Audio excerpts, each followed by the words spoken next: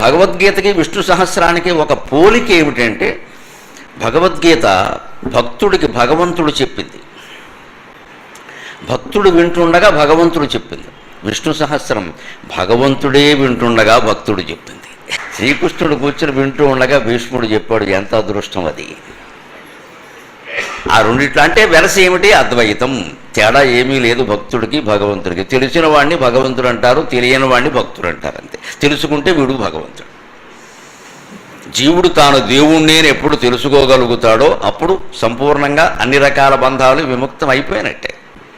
ఆ తెలియుటయే మోక్షము, తెలియకపోవటయే బంధం. అందుకే త్యాగరాజస్వామి తెలిసి రామచింతన చేయవే మనసా అన్నాడు. ఎరుక లేకపోవడం వల్లే మనం జీవులమని, మనం ఏదో బంధంలో ఉన్నామని, దీని నుంచి ఏదో ముక్తి కావాలని కొంతమంది అయితే జీవితానికి భయపడి బాధపడి ముక్తి లేకపోయినా పర్వాలేదు మృతేనా ఇవ్వయ్యా అని ఏడుస్తున్నాడు ఇక్కడ.